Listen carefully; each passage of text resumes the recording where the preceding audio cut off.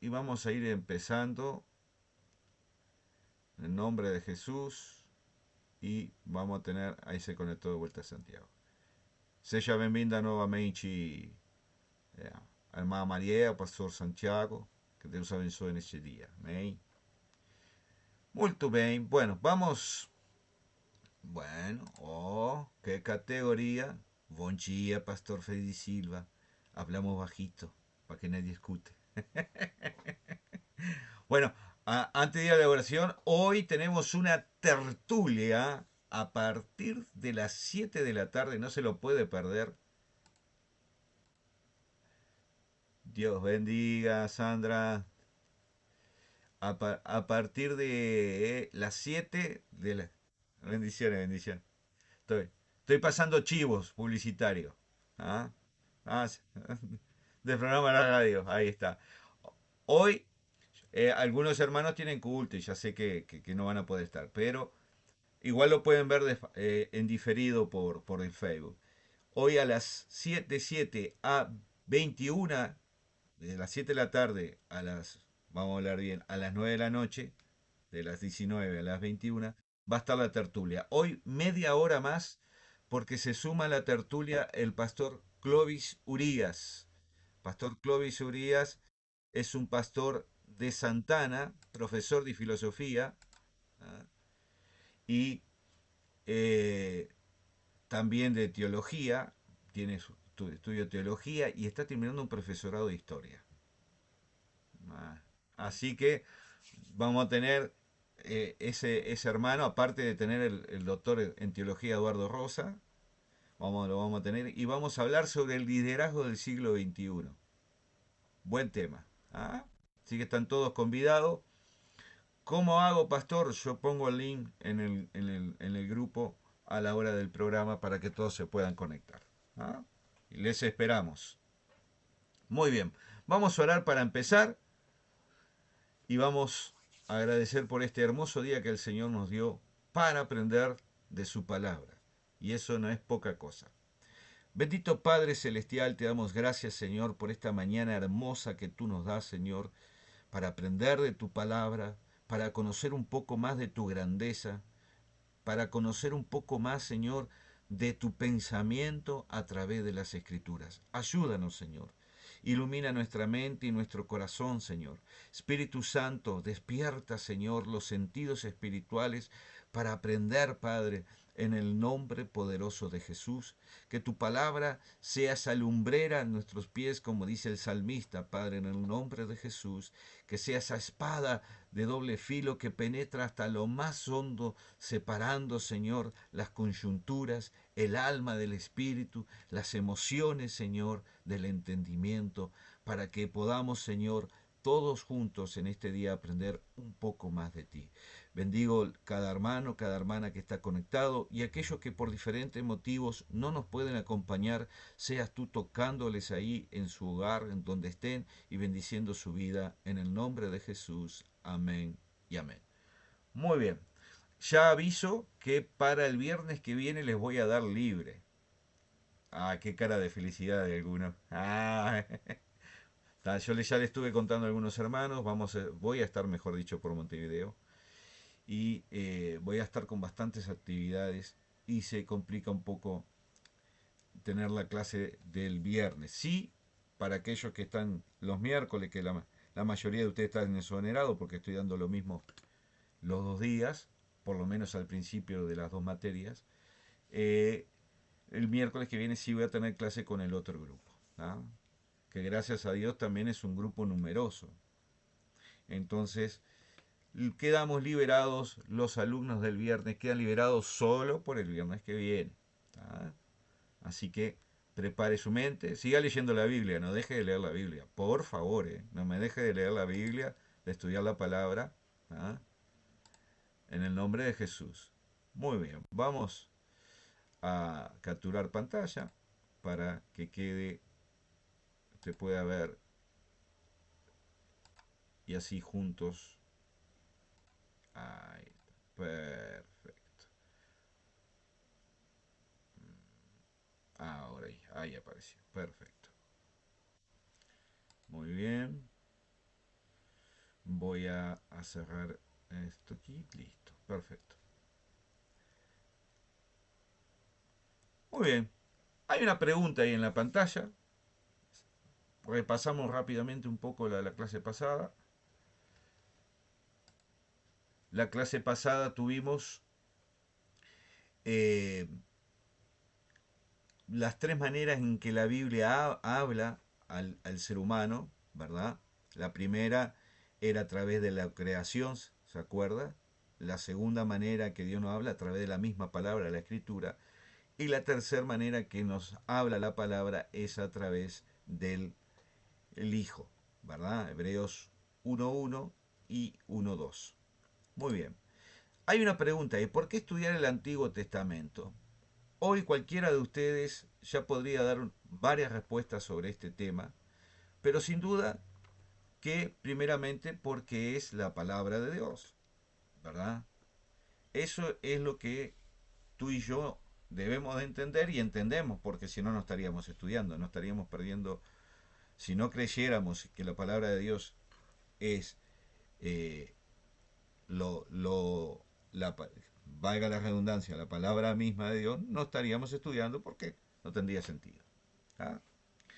Ahora, mire lo que dice Hebreos 10.1. Porque la ley, teniendo la sombra de lo venidero, no la imagen de las mismas cosas. La sombra de lo venidero, ¿quién la tenía? La ley. ¿Ah? La ley tenía la sombra de las mismas cosas. Ahora estoy hablando con usted y voy a poner a grabar la otra pantalla. Porque yo estoy trabajando con dos monitores. Ahí está. Muy bien. Deme un segundo.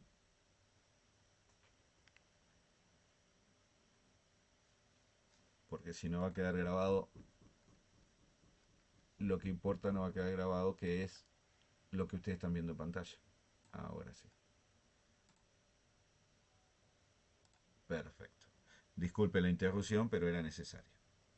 Muy bien. Bueno, alguien se está conectando. Vamos a ver quién es.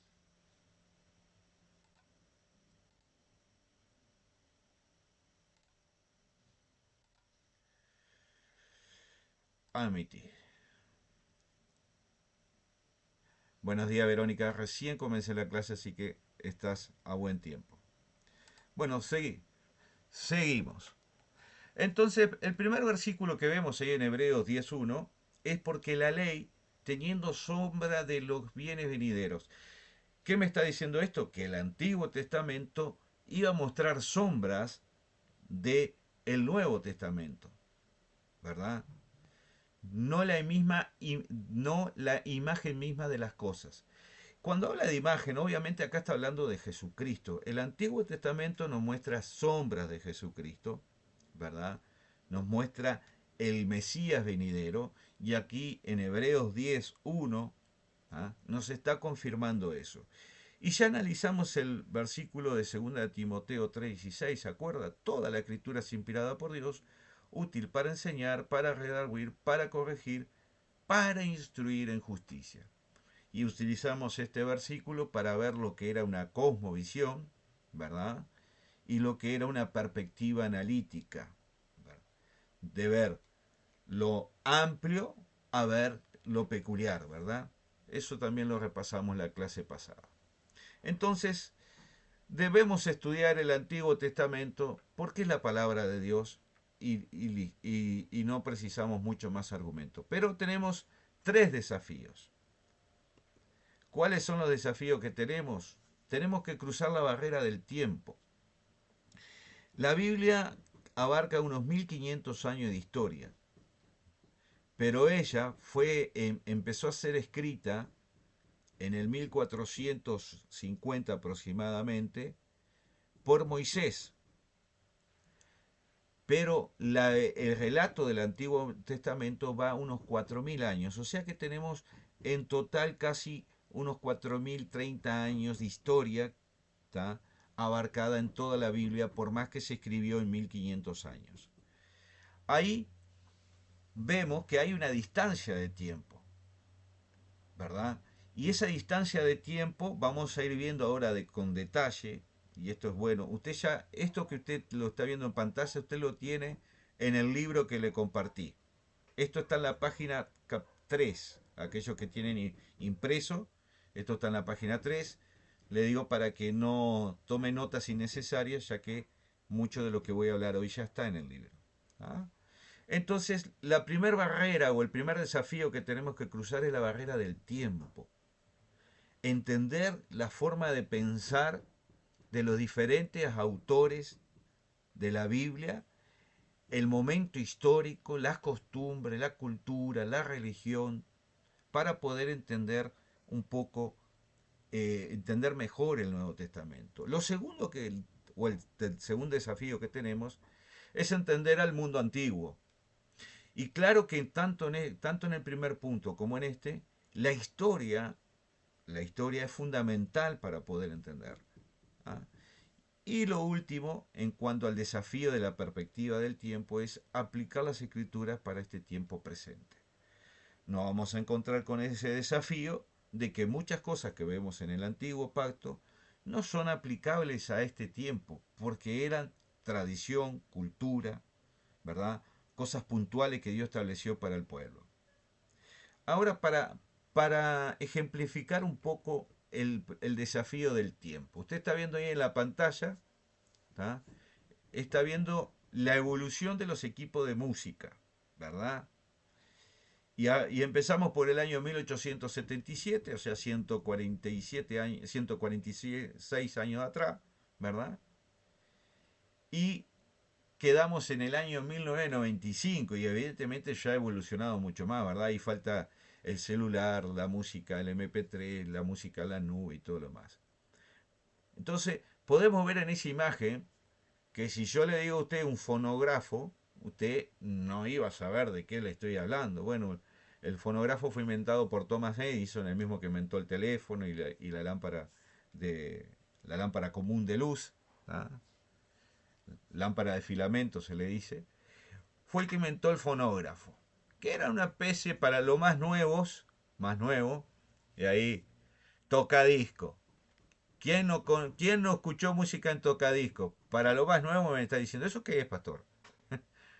Bueno, eso fue la evolución del fonógrafo, ¿verdad? Yo cuando era pequeño, en mi casa había un tocadisco y mis padres ponían disco y bueno, uno tenía que escuchar aquellos temas una y otra vez más y no había mucha variedad de discos, ¿verdad?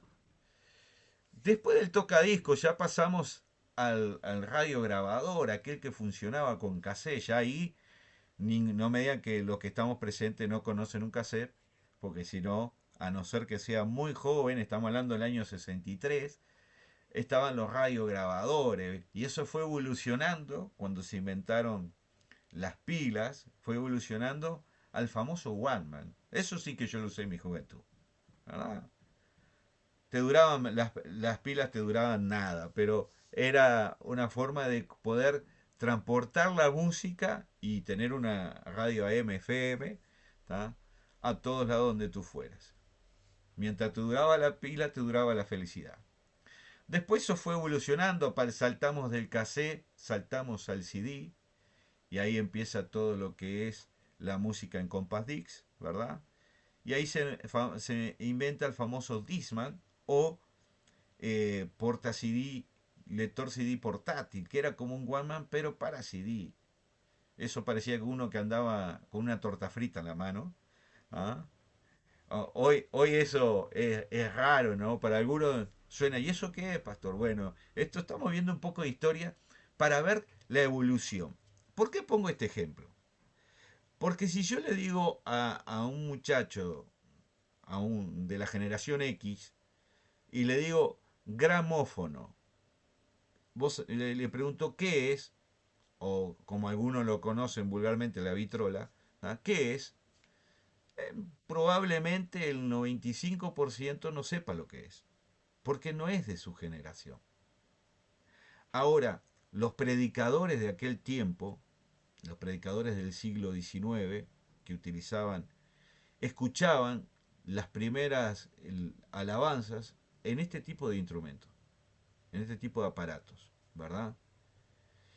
Y si yo tomara un libro de los años, de los primeros, del primer siglo XX, los primeros años del siglo XX, fines del siglo XIX, probablemente al leer yo encuentre esta palabra. Algún autor, algún escritor de cristiano en un libro diga, y la bendición del gramófono. Y uno dice, ¿qué es eso? ¿Será algún espíritu?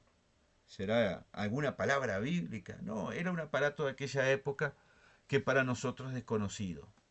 Entonces, esto nos ilustra el problema de la distancia del tiempo. Y ahí hay un problema, hermanos, porque cuando interpretamos el Antiguo Testamento, el tiempo, ¿quién levantó la mano que no vi? ¿Alguien quiere hablar?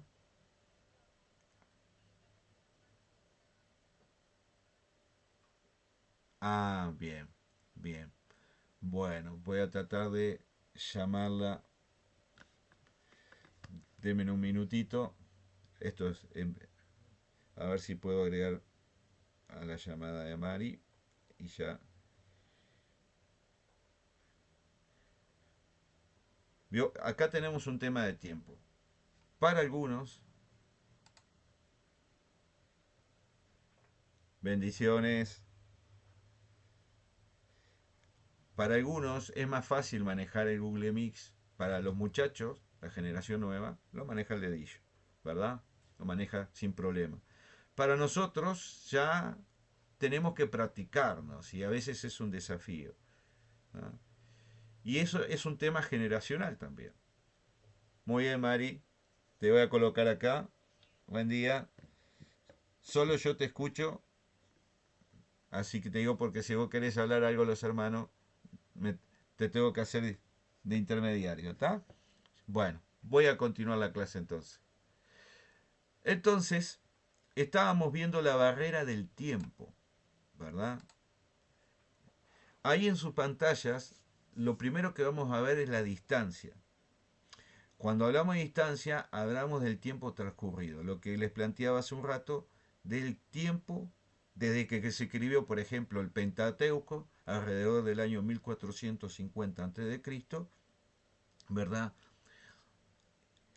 Yo que sé, Malaquías, que se escribió unos 420 años antes de Cristo. Entonces, la línea de tiempo, la distancia, es algo que nosotros tenemos que entender en la interpretación del Antiguo Testamento. Y tratar de ver de la perspectiva del autor. Nosotros vamos a ir adquiriendo una cosmovisión del Antiguo Testamento, que es un conocimiento general, ¿verdad? De la historia. Se nos va a ir grabando en la mente y vamos a ir aprendiéndolo. Y eso nos va a dar la oportunidad, eso nos va a dar la oportunidad de... eh, sí, Verónica, fue, tocaste. Marcela no puede entrar. Muy bien, vamos a llamar a Marcela.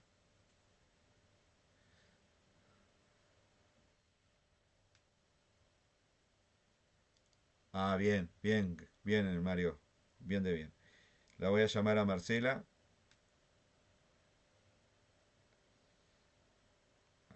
Está. Igual hoy, después lo voy a tener que editar, si no va a quedar muy cortado el video.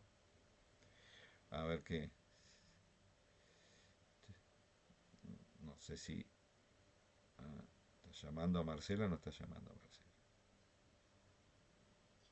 Muy bien, Marcela. Bueno, por lo menos por acá vas a poder escucharme, ¿está? Yo voy a poner acá.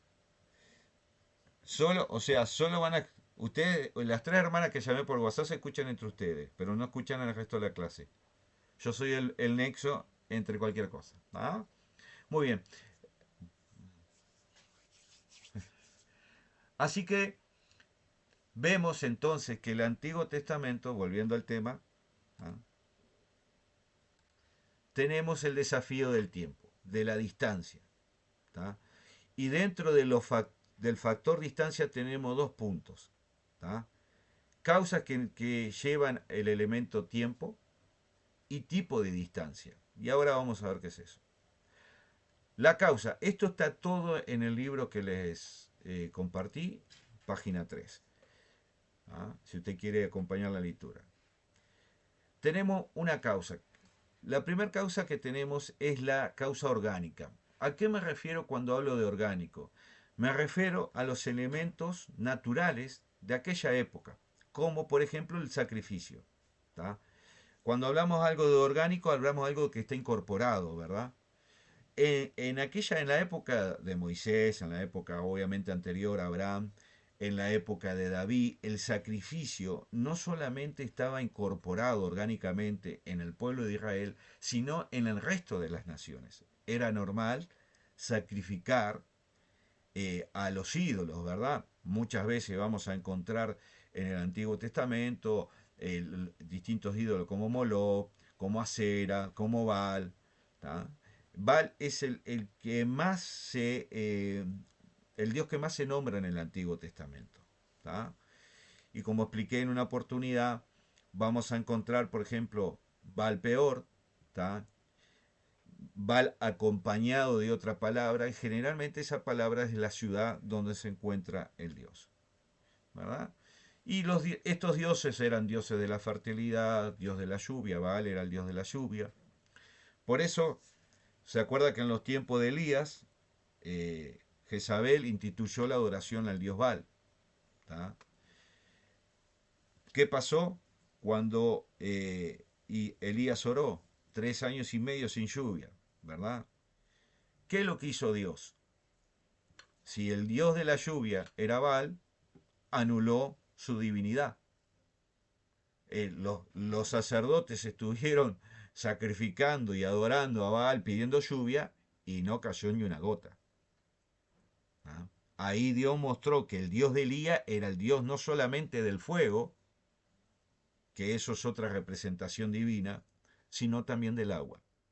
Entonces, cuando nosotros leemos pasajes del Antiguo Testamento, tenemos que mentalmente ubicarnos en el tiempo.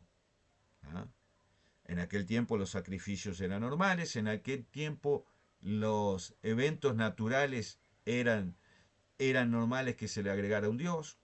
Por ejemplo, cuando vamos a Egipto, a las 10 plagas, cada plaga es Dios afectando una divinidad egipcia, empezando por el río Nilo, el cual ellos le adoraban como el dios de la fertilidad, ¿verdad? Como el dios de la abundancia, de las cosechas.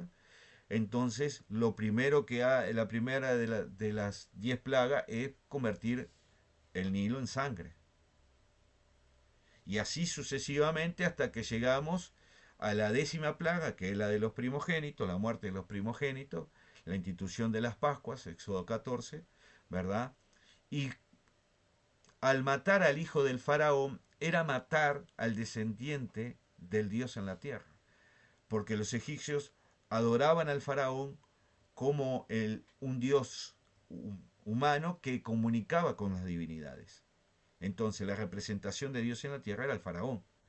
Al matar el primogénito, estaba matando la dinastía del sucesor, del futuro Dios que iba a tener Egipto. Entonces Dios muestra a Egipto quién es el Dios Todopoderoso y a Israel también. Entonces estos detalles los sabemos cuando hacemos una investigación histórica, analizamos los textos del Antiguo Testamento en su contexto histórico. ¿Ah? Cuando demos hermenéutica vamos a ver las formas de interpretación de la palabra y una es su contexto histórico. Yo tengo que conocer el contexto histórico. Por ejemplo, muchos de ustedes ya saben el contexto histórico de cuando Jesús se encuentra con la samaritana, ¿verdad? Juan capítulo 4. Samaritanos y judíos no se llevaban. Cuando hablamos de samaritanos estamos hablando al norte de Jerusalén, ¿verdad? En los tiempos de Jesús se dividía todo lo que es la tierra prometida en 3 grandes zonas. Judea, que era Jerusalén la capital, ¿verdad? Lo que sería en el Antiguo Testamento el reino del sur, el reino de Judá. Hacia el norte de Jerusalén, la tercera gran división era Samaria, y hacia el norte de Samaria era Galilea. O sea que cuando Jesús comienza su ministerio, lo comienza en Galilea, no lo comienza en Jerusalén, lo comienza a cientos de kilómetros de Jerusalén. Entonces Jesús caminó por todas esas tres provincias, más una cuarta provincia que está, una cuarta provincia más pequeña, que está pasando al otro lado del Jordán, que es cuando va y se encuentran con los gadarenos, ¿verdad? Entonces, yo sabiendo el contexto histórico, y en este caso la geografía, puedo entender mucho más entonces el ministerio de Jesús. La hermenéutica nos lleva a examinar la palabra con detención. Y aunque nosotros solo estamos viendo introducción al Antiguo Testamento, yo les voy a ir dando herramientas para la interpretación. Y esto que estamos viendo hoy es cómo interpretar el Antiguo Testamento. Lo segundo que vemos de la distancia del tiempo es la acomodación. ¿A qué nos referimos con acomodación? Bueno, a entender la revelación divina dentro del contexto histórico, dentro del entendimiento de aquella época, ¿verdad? Por ejemplo, ahí tienen en sus libros la zarza ardiendo. Eso era un elemento común tanto en el desierto de Madián como en el desierto de Parán o el desierto de Sin, ¿ah? Que son todo lo que venía a ser Arabia Saudita y Yemen en estos tiempos, ¿verdad? Al norte, al noreste sería de Jerusalén. La zarza era un arbusto común. ¿Qué hizo diferente? Que esta zarza no se consumía. Y eso fue lo que llamó la atención de Moisés. Entonces, elementos temporales, ¿verdad? Cuando hablamos de elementos temporales estamos hablando de elementos que tienen un tiempo de vida, que tienen un principio, un desarrollo y un final, ¿verdad? Se transforma en un elemento parcialmente intemporal. ¿Por qué? Porque la zarza no se consumía. Ahí no solo Dios llama la atención de Moisés con esa señal, sino que también le está mostrando a través de lo natural, le está mostrando la eternidad. ¿Ah?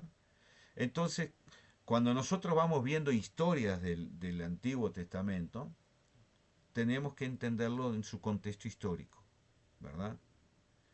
En los elementos naturales que rodeaban aquella zona.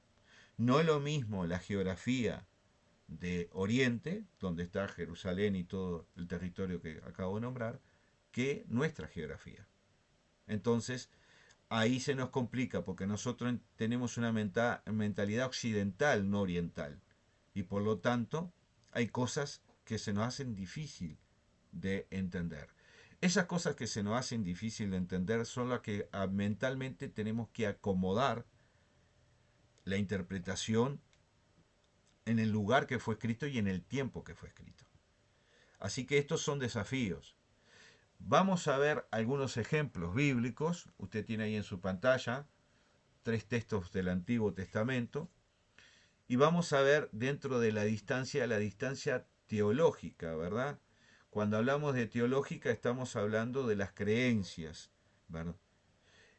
La mayoría de la cultura no eran monoteístas, o sea, no creían en un solo Dios, eran panteístas, creían en muchos dioses, en muchas divinidades, ¿verdad? Por eso que al elemento fuego le ponían un dios, al elemento de la lluvia y de la tierra le ponían otro dios y así sucesivamente. Entonces, para entender la distancia teológica al pensamiento de aquella época en que es escrito, ¿verdad? Tenemos que volver a lo que es el análisis del contexto histórico.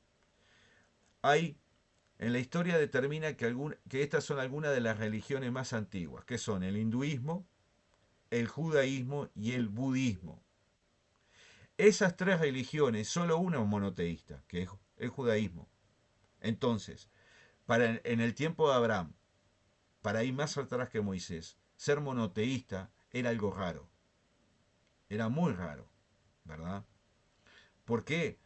Porque en aquel tiempo la línea, la cultura, la religión era panteísta, no monoteísta.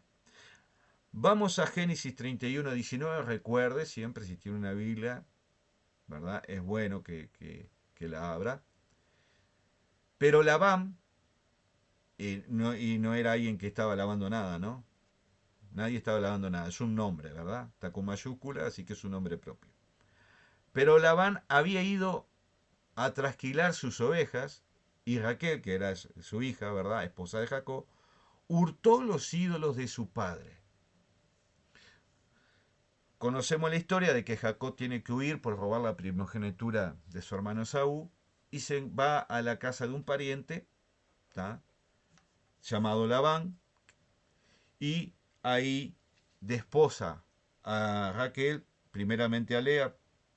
Los que no conocen la historia tienen que leer Génesis 27 en adelante. Desposa primeramente a Lea porque en la noche de boda parece que tomó de más y el suegro era costumbre. Y ahí tiene nosotros no entendemos por qué el suegro dice, nosotros decimos el suegro le engañó. En parte le engañó, pero era una costumbre de aquella época que la que primero se tenía que casar era la primogénita mujer. Y Lea era mayor que Raquel. Así que lo que Labán hizo fue seguir una cultura, una costumbre de aquella época. Después, obviamente, conocemos la historia que trabajó 7 años más por Raquel y pudo encontrar la mujer de su vida, el amor de su vida, ¿verdad? Casarse con el amor de su vida. Acá Raquel está hurtando los ídolos de su padre. La palabra hebrea para ídolos es terafim, ¿tá? Estas eran pequeñas imágenes, la mayoría de forma humana, que tenían no solamente un significado espiritual, también eran como si fueran eh, papeles de documentos, ¿verdad? La familia tenía sus ídolos y esos ídolos decían que Labán era descendiente de fulano de tal.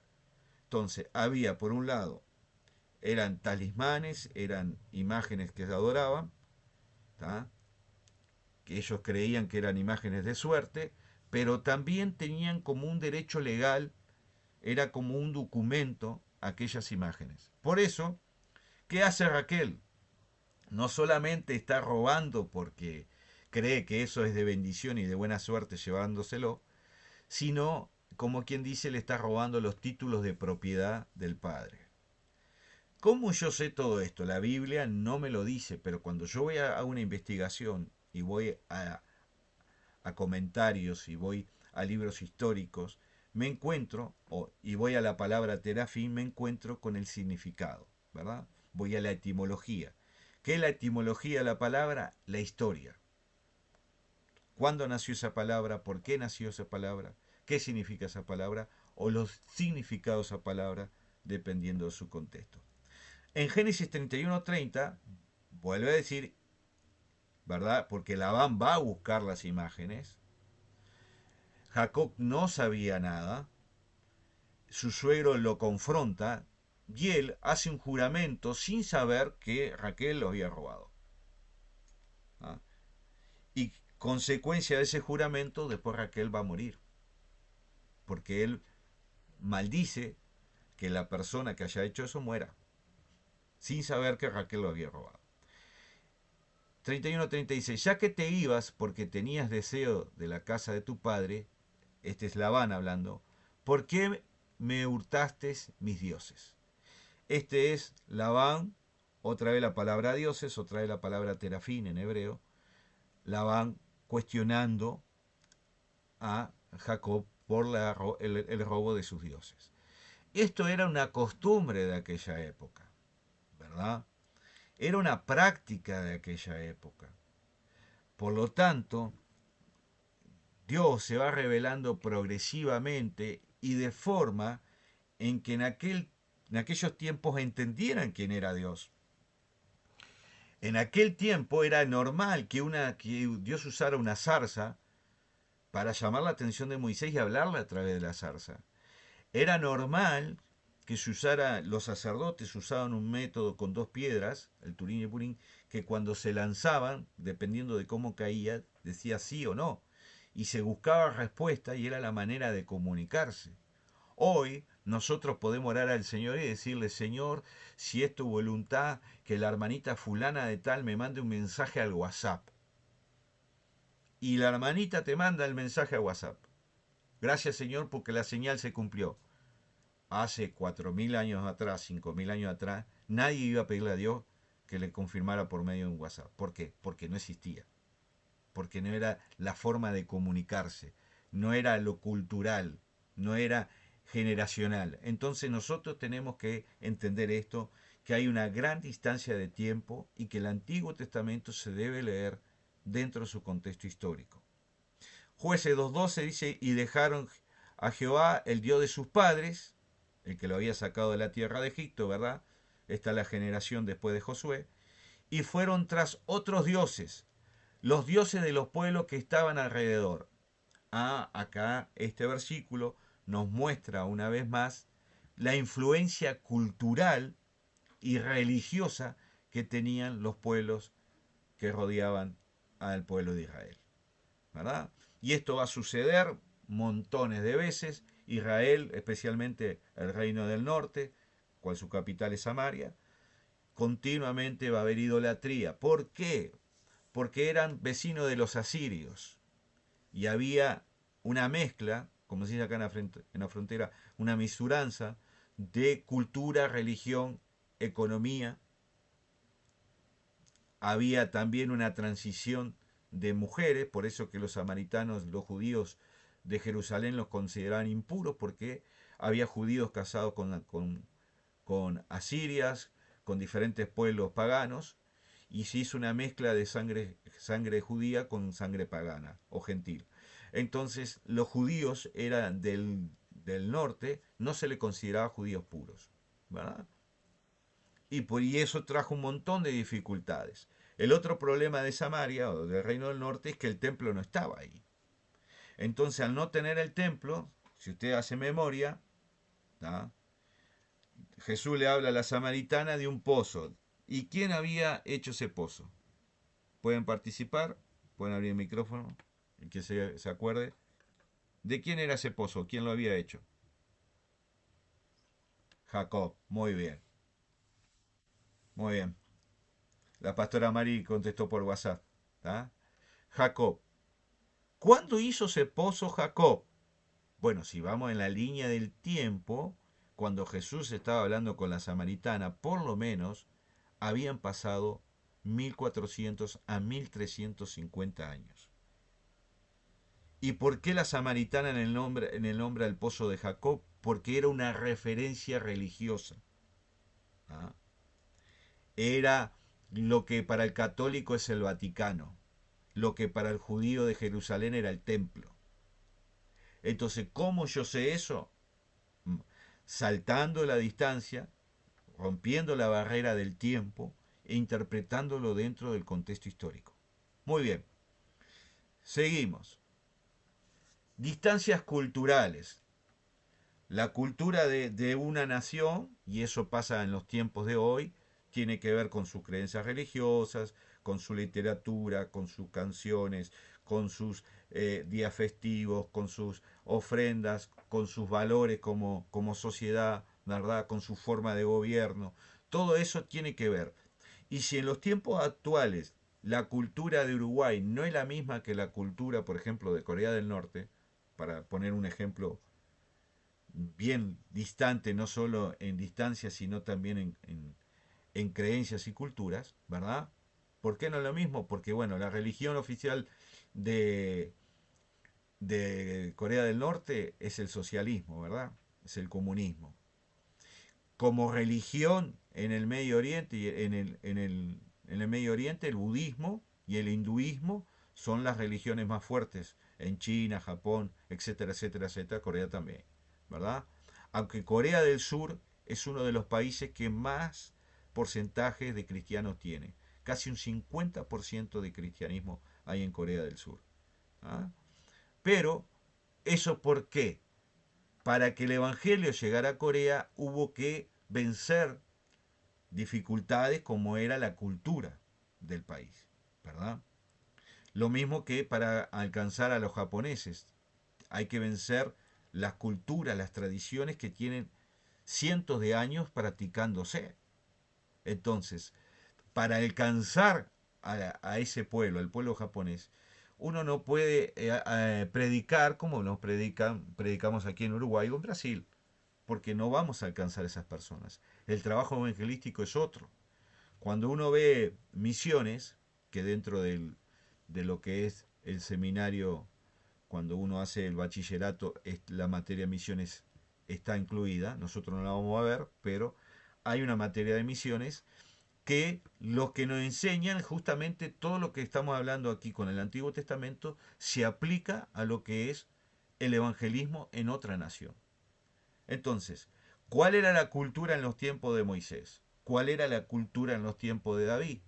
¿Cuál era la cultura en los tiempos de Ageo para, o de Malaquías o de Zacarías, que son todos profetas entre el 450 y el 400 antes de Cristo? ¿Cuál era la cultura? Los fariseos, que tanto lo vemos en los evangelios. ¿Cuándo surgen los fariseos? ¿Quiénes eran los fariseos? ¿Quién eran los saduceos? ¿Qué creían los saduceos? ¿Quién eran los herodianos? ¿Quién eran los celotes? Estoy hablando de Nuevo Testamento y todo lo que le acabo de nombrar, el inicio de esos grupos religiosos y políticos es antes del nuevo pacto, o sea que se gestan en la historia del antiguo pacto.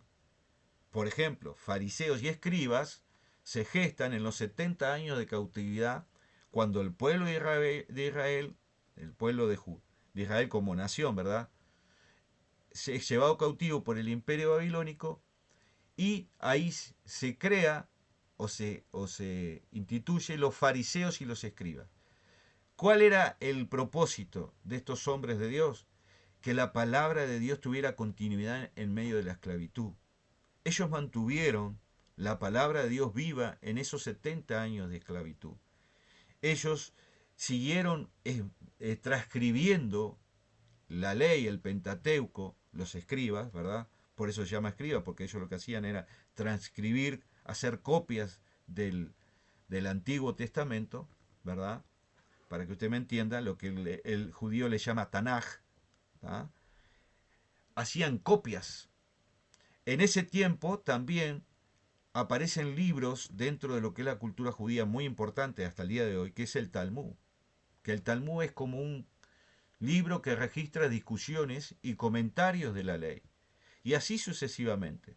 Entonces, estamos viendo cómo un grupo que se genera más o menos unos 450 años, unos 500 años antes de Cristo, tiene el propósito de algo bueno y es una bendición para el pueblo en sus inicios, pero con el tiempo se va targiversando. ¿Por qué? Porque ellos, tanto fariseos como escribas, como saduceos, ¿tá? Que tienen creencias diferencias religiosas, ¿verdad?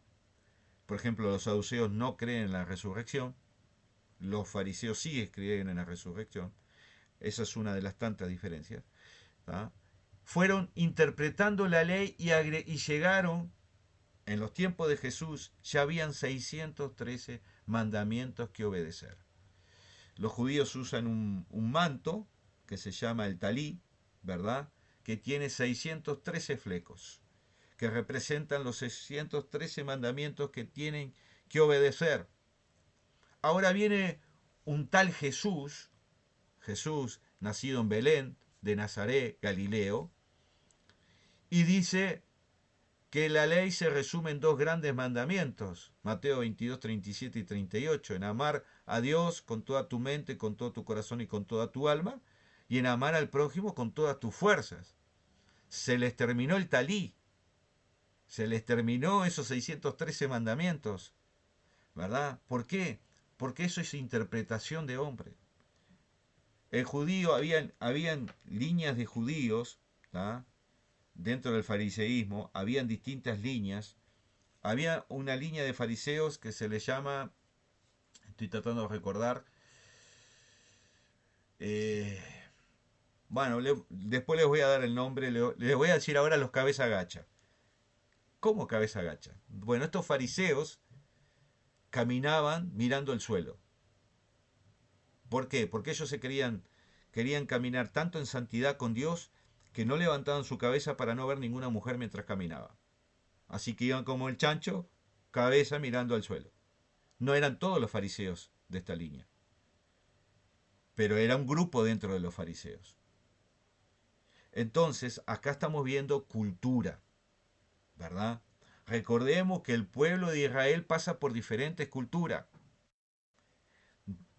La primera cultura que pasa el pueblo de Israel es la cultura cananea, ¿verdad? Después va a ser la egipcia. Le estoy hablando de imperios que fueron en la historia, desde el más antiguo al más reciente, fueron conquistando todo lo que es el oriente, todo lo que es la tierra prometida. Egipcios. Después de los egipcios vinieron los babilónicos, los asirios. Los asirios son los que llevan cautivo al reino del norte, a Samaria, ¿tá? A los samaritanos, para que usted me entienda. Después, los asirios son conquistados por los babilónicos. Los babilónicos son los que llevan al reino del sur, a Judá, capital Jerusalén, a los 70 años de cautividad. O sea que el norte en el 722 a.C. es llevado cautivo y en el 586 a.C. llevado cautivo por los babilónicos el reino del sur. O sea que la cautividad abarca una línea de tiempo de unos 300 años. Después de que los babilónicos conquistan Jerusalén, aparecen los medos persas, ¿verdad? Eran dos pueblos, los medos y los persas, que se unieron, y ese imperio fue el que fue el más benéfico con las religiones de los pueblos conquistados. ¿Quiénes son los medos persas? Tenemos un rey Ciro, Isaías 45, profetizando sobre el rey Ciro. Tenemos un rey Artajerjes, tenemos un rey Darío. Son los reyes que van a permitir que el pueblo de Israel regrese a la tierra prometida, ¿verdad? Que en diferentes momentos históricos el pueblo de Israel, cuando hablo de Israel, ya no hablamos de samaritanos y ya no hablamos de judíos, porque vuelven todos juntos, ¿verdad? Estamos hablando del pueblo de Israel como nación, vuelve después de 70 años de cautividad y son los medos persas.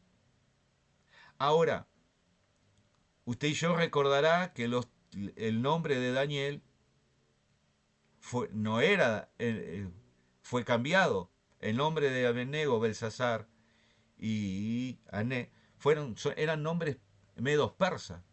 ¿Por qué? Porque cuando eran conquistados le ponían los nombres de sus dioses o le cambiaban los nombres de, a nombres del lenguaje, del idioma del pueblo conquistado. Entonces, vemos un Nuevo Testamento escrito en griego. ¿Y por qué se escribe en griego y no en hebreo? Porque después de los medos persas, quien conquistan es el imperio griego. Y el imperio griego instituyó un idioma universal, como podría ser hoy el inglés, que es el griego koiné. Koiné viene de común, o sea, el griego común, que era un lenguaje comercial. Después surge el arameo como otro lenguaje comercial. Y el Nuevo Testamento está escrito en griego y algo de arameo. Entonces, estamos viendo la influencia cultural dentro de la historia. Miren ahí los ejemplos que tenemos con respecto a la influencia cultural de otros países sobre el pueblo de Israel. Acá está la historia de José, conocemos, los hermanos fueron a comprar alimentos y José empieza a hacer toda una trama y mire lo que hace José. Génesis 44.2 y pondrás mi copa, la copa de plata.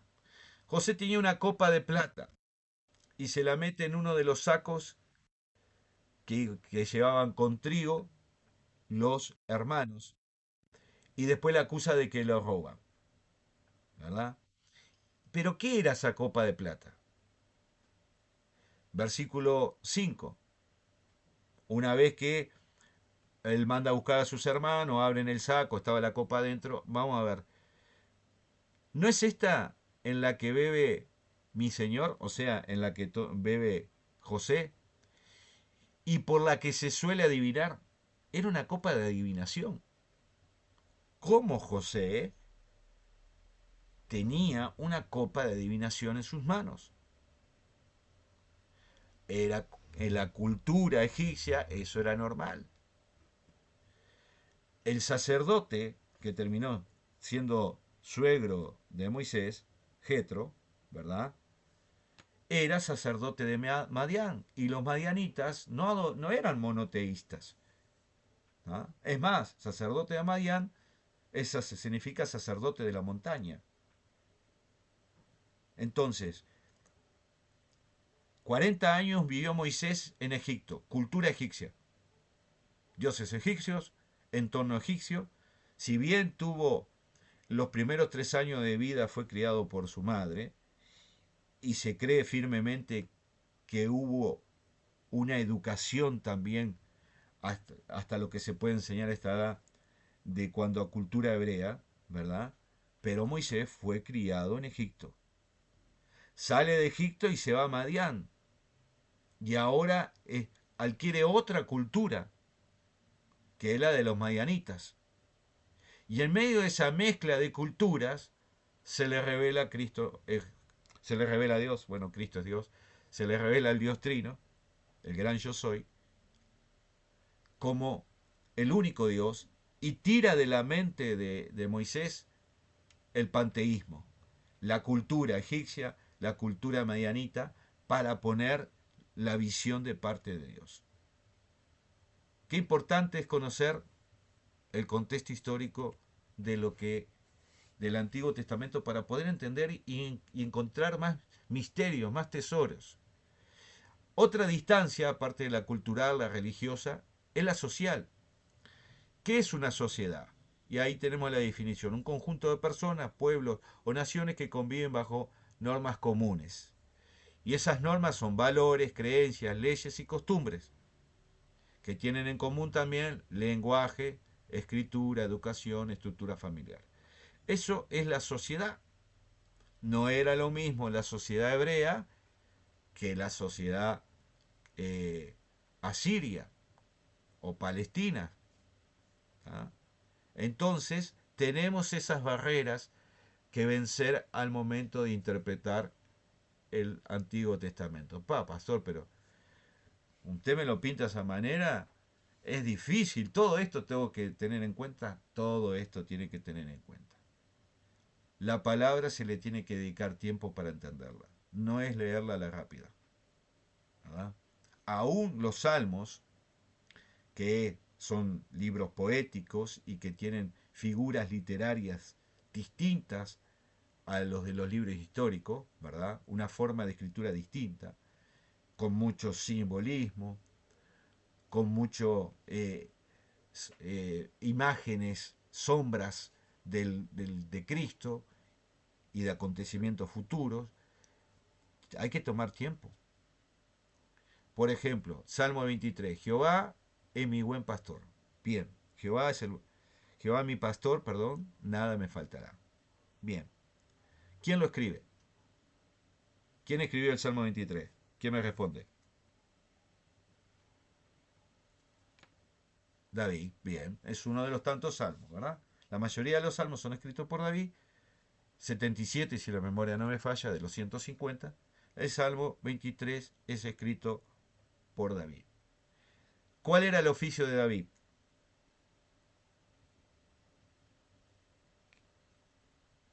¿Cuál era el pastor? Bien. Entonces, cuando David dice Jehová es mi pastor, ¿entenderá lo que está diciendo? ¿Qué piensan ustedes? Cuando escribió eso David, ¿entenderá, será consciente de lo que está diciendo? Claro.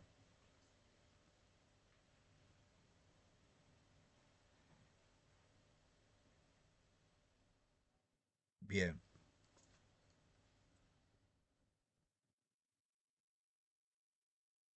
bien. Voy a repetir un poco lo que ustedes dijeron porque las hermanas de WhatsApp no escucharon. El hermano Mario y la hermana Inés acaba de decir que David era consciente de lo que escribía porque él era pastor y entendía esa frase de Jehová es mi pastor. Ahora, si ustedes prestan atención en la frase, él está hablando en primera persona y él se está apropiando porque él dice Jehová es mi pastor. Ahora, ¿qué representaba que Jehová fuera el pastor de David? Piense. ¿Qué representa que Dios sea tu pastor?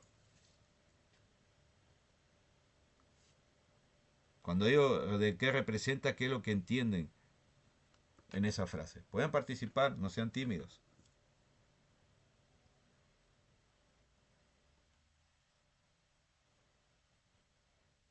Bien,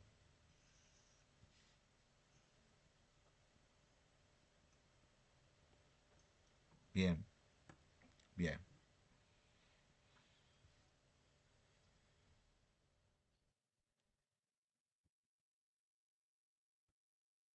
bien. La pastora María acaba de decir que para ella es la seguridad y la confianza de que él estaba seguro con que Jehová sea su pastor. ¿Alguien quiere agregar algo más? Estamos analizando un texto que tiene 1000 años, fue escrito aproximadamente 1000 años antes de Cristo. O sea que tiene 3000 años de antigüedad. Bien. ¿Alguien quiere agregar algo más? ¿Hay alguien con el micrófono abierto con perros ladrando? Si no va a hablar, por favor, féchelo, ciérrelo. Así no entra. Buen día, Santiago. Sí, te escuchamos, te escuchamos.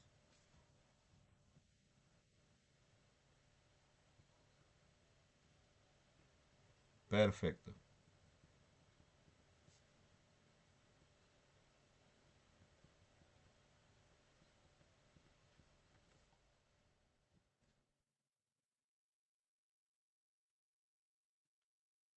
Perfecto. Para los que están en WhatsApp, acaba de hablar el pastor Santiago y resumiendo un poco lo que dijo, que eso significaba que Jehová sea su pastor, que David estaba sujeto a Jehová, a la autoridad de Dios, ¿verdad? Y que, exactamente, es torpe.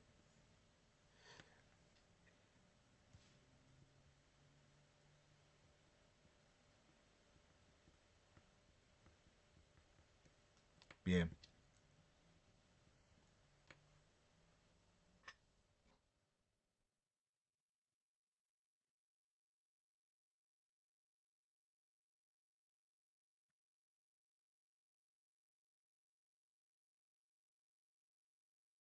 amén, amén.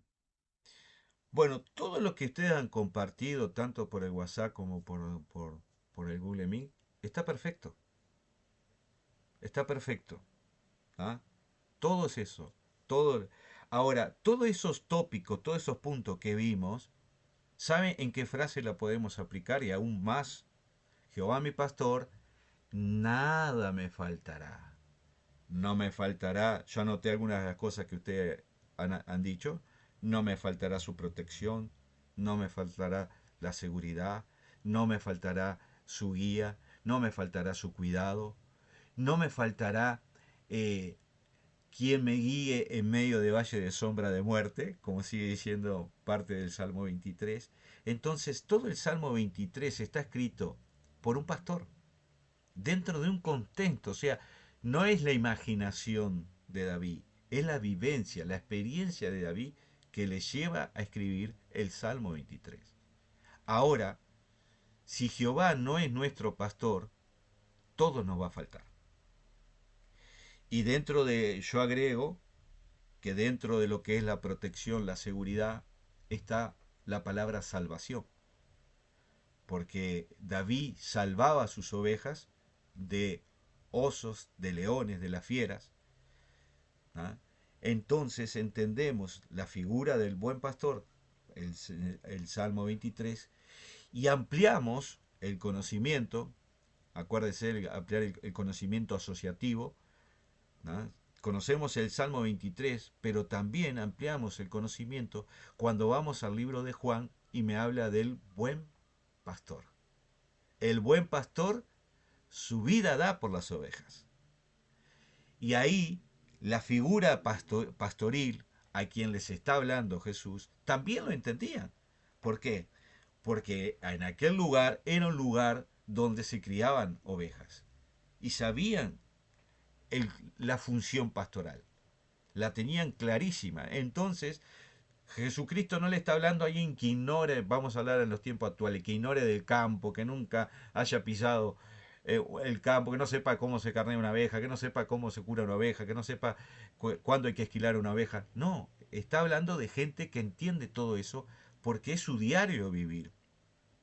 Y saben, cuando Cristo utiliza parábolas, que es una figura literaria, ¿tá? Las parábolas, la palabra, que es una palabra griega, significa tomar un ejemplo de algo natural, de algo cultural, de algo social, de algo de diario que ellos vivían y traer un mensaje espiritual. Por eso, cuando él utiliza esta figura del buen pastor en Juan 11, Juan 11, cuando él utiliza la figura del buen pastor, nosotros leemos Salmo 23 y leemos Juan capítulo 11 y ampliamos, tenemos una cosmovisión mayor de lo que es la visión pastoral, ¿verdad? Y de lo que es ser pastoreado y lo de que es también pastorear a otros, ¿verdad? Hoy, gracias a Dios, por la misericordia de Dios, hay varios pastores presentes en la clase, ¿verdad? Pero también hay otros pastores que no tienen el ministerio pastoral, pero que están pastoreando, que están consolidando alguna vida, que están discipulando alguna alma para traerla a Cristo, que están ayudando a algún nuevo a caminar en la fe. Eso es pastorear. Entonces, qué maravilloso, ¿no? Somos oveja, pero también somos pastores. Somos discípulos, aprendices de la palabra, pero también somos maestros. Todo eso son posiciones espirituales que uno las encuentra en la palabra. Seguimos. Así que la distancia social es algo que tenemos que también saltar. Así que tenemos distancia teológica, cultural y social para la interpretación del Antiguo Testamento, y esto también es aplicable al Nuevo. Lo segundo más importante que debemos entender es la revelación del Antiguo Testamento. Y es aquí donde a veces se entran confusiones. ¿Tá? Tomando como punto de partida para entender el Antiguo Testamento el Nuevo, ¿verdad? Porque la conclusión del Antiguo es del Antiguo Pacto es el Nuevo Pacto. Por lo tanto, yo voy a entender. Yo estoy leyendo un libro, podemos poner una novela, ¿verdad? Una novela, una ficción, estoy leyendo. Y sin duda que gramaticalmente, ¿tá? Y la sintaxis de la escritura va a tener por lo menos estos elementos. Un principio, una introducción, ¿verdad? A la historia. Yo qué sé, la princesa de Villasoña, enamorado del príncipe azul de Mandubí. ¿No? Esa, para poner un ejemplo acá de Rivera, ¿verdad? Y ahí empieza todo el trama. Va a tener la historia va a tener un desarrollo, un nudo, ¿verdad?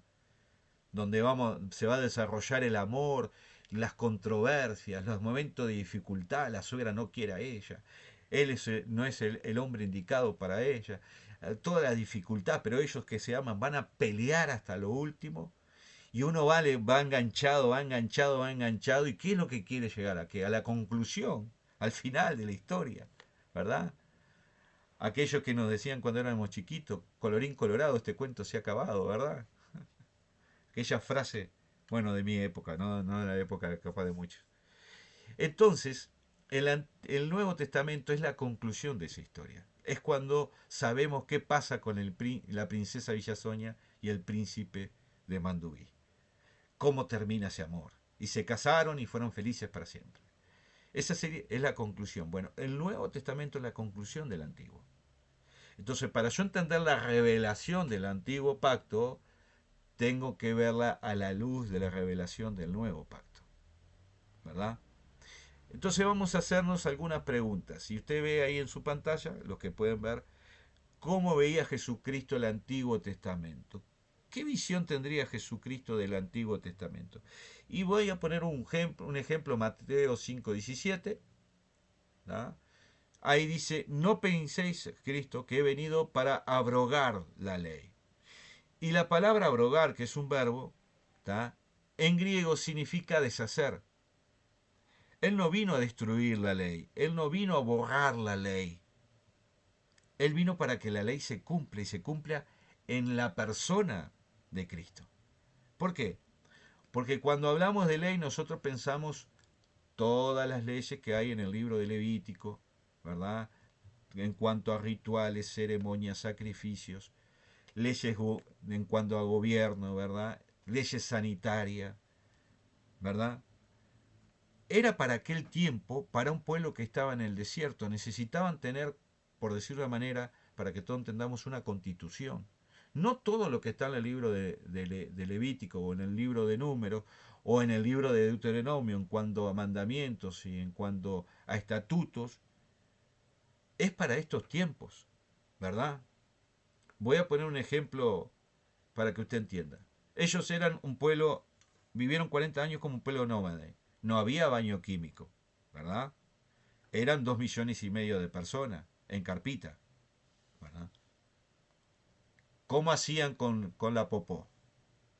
Había que legalizar eso. Imagínense, si no se legalizaba eso, el vecino hacía en un balde y pum, para el vecino de al lado. El otro hacía en el medio de la calle. Entonces había que legalizar eso.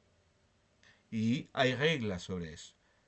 Todos tenían que tener una estaca, ¿tá? Salir fuera del campamento, obviamente, si no, no había quien estuviera dentro del campamento, hacer un agujero con la estaca, hacer sus necesidades y tapar. Hoy ese mandamiento usted y yo no lo necesitamos, ¿verdad? A no ser que estemos en el medio del campo. Entonces, hay ese tipo de leyes. Nosotros tenemos que hacer esta división en cuanto a la ley, en cuanto a mandamientos. Primero, el decálogo, ¿verdad? Los 10 mandamientos. Esos son inamovibles. No cambian, no se toca, ¿verdad? Después tenemos leyes sacerdotales. Dentro de las leyes sacerdotales, a no ser que usted sea descendiente de Leví y que usted tenga un templo donde ofrecer holocaustos, donde ofrecer sacrificio por los pecados, por la culpa, sacrificio de oblación, ¿ah? Sacrificio de paz, a no ser que usted no tenga un templo y no va a poder hacerlo. Por lo tanto, las leyes sacerdotales no son para este tiempo. Las leyes de gobierno tampoco son para ese tiempo porque fueron pensadas para el pueblo de Israel en el desierto. Las leyes de festividades y sacrificios fueron para Israel, no son para nosotros. Entonces, ¿en qué se resume que Jesucristo en Mateo 5:17 diga yo no vine a abrogar la ley o los profetas? Está hablando de dos formas de revelación del Antiguo Testamento, ¿verdad? Él no vino a abrogar los 10 mandamientos. Él vino a sumar a esos 10 mandamientos. En la otra oportunidad vimos que en el Sermón del Monte varias veces dice, y está escrito, oíste que fue dicho, los Antiguo Testamento. ¿Ah? El que se acuesta con una mujer, voy a parafrasear, el que se acuesta con una mujer cae en adulterio. Mas yo digo, ya el que ve y la codicia en su corazón está adulterando. ¿Qué hizo? ¿Quitó uno de los 10 mandamientos de no adulterarás? No, no lo quitó. Nos dio una mayor perspectiva, una cosmovisión más amplia de lo que es la ley. El judío la aplicaba literalmente. Cristo nos está dando la interpretación espiritual. Por lo tanto, algo que está en el Antiguo Testamento, Cristo me está dando la revelación en el Nuevo. ¿Se entendió eso? Bien, seguimos. ¿Cómo veía Jesucristo el Antiguo Testamento?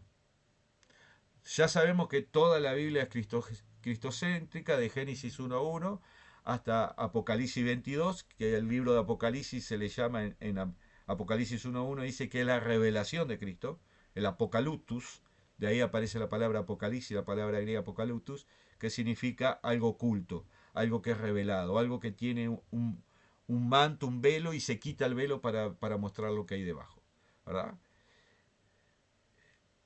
Entonces, cuando uno va, por ejemplo, a Lucas capítulo 24, cuando los dos discípulos, Cleofas y el otro discípulo que se cree que era Lucas, va hacia Maú, ¿verdad?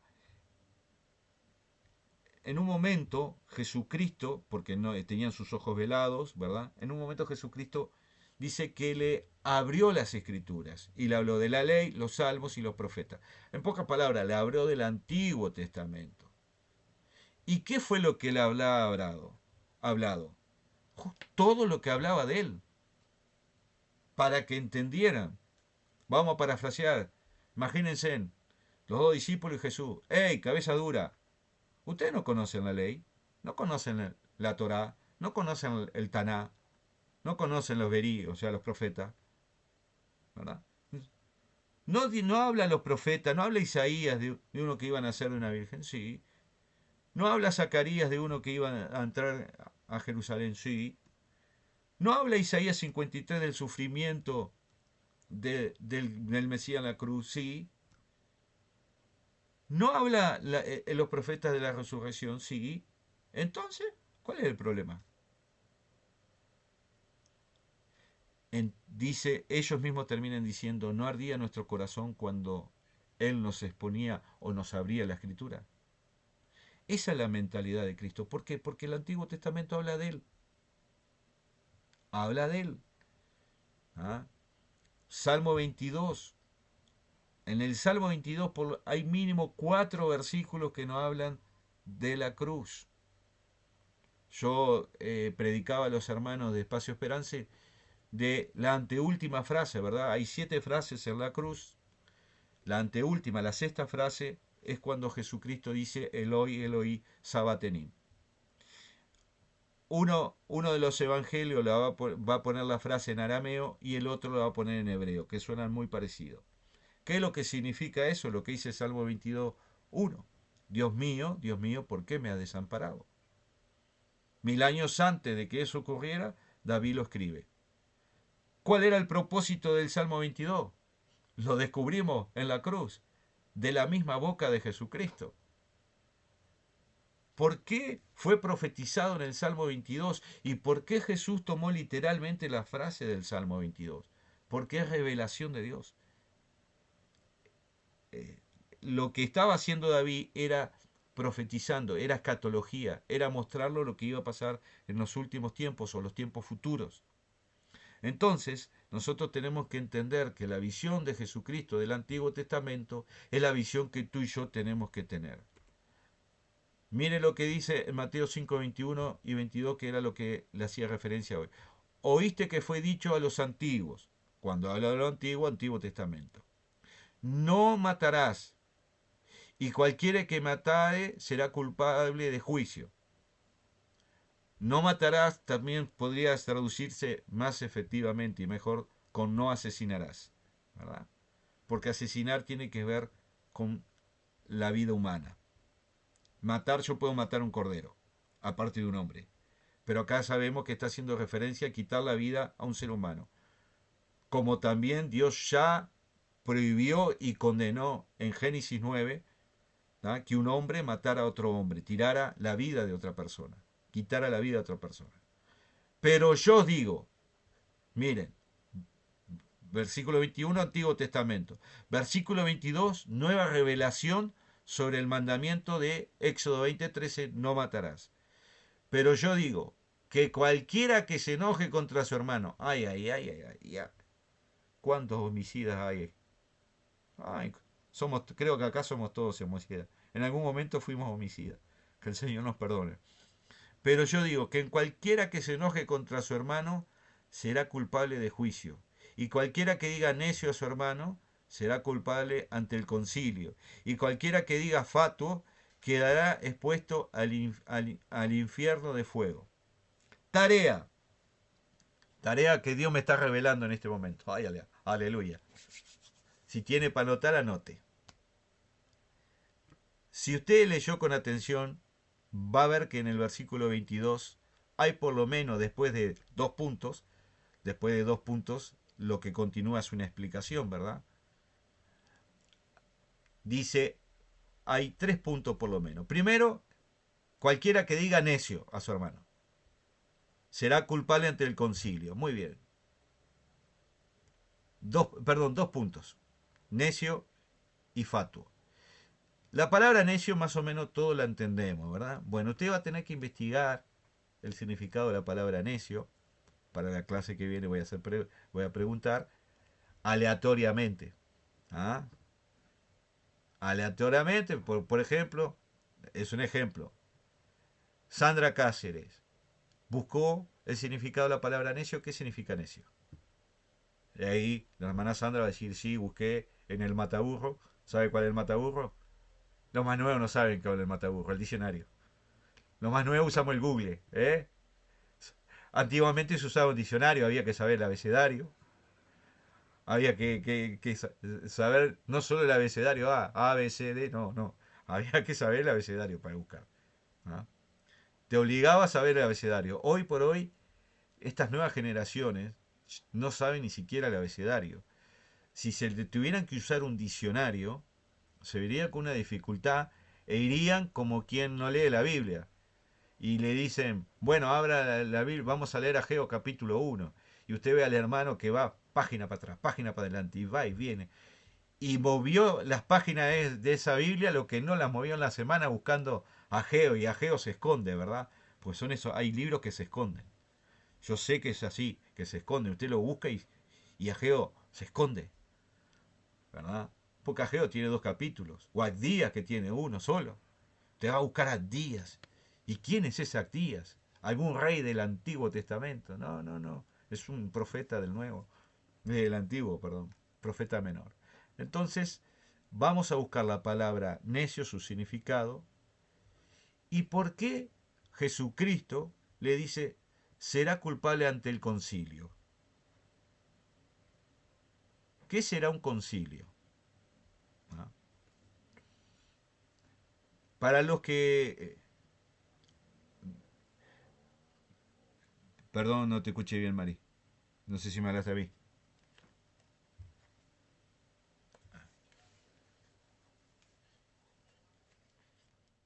Muy bien. Entonces, concilio, ¿verdad? Esa palabra la va a ver mucho en el Nuevo Testamento.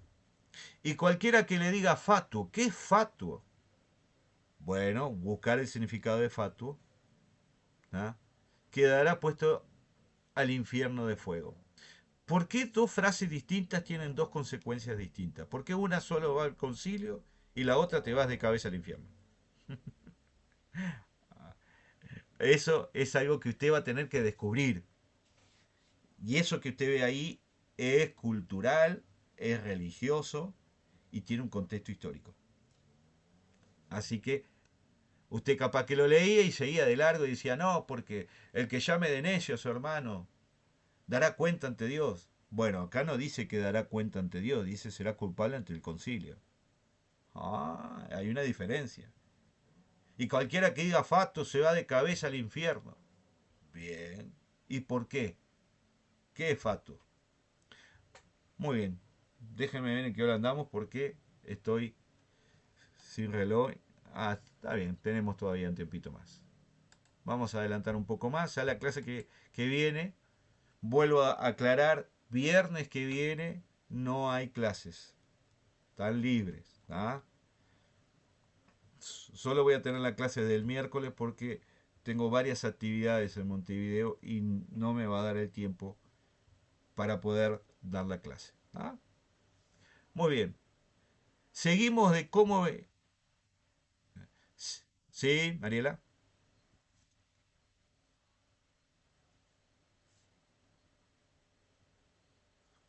2. 2 semanas. 2 semanas. ¿Ah? Hoy por hoy, ¿qué hace la gurizada hoy por hoy? La gurizada va a Google, le pone Fatu y ya ahí te aparece el significado y te aparece alguna página cristiana donde te explica el porqué de Fatu.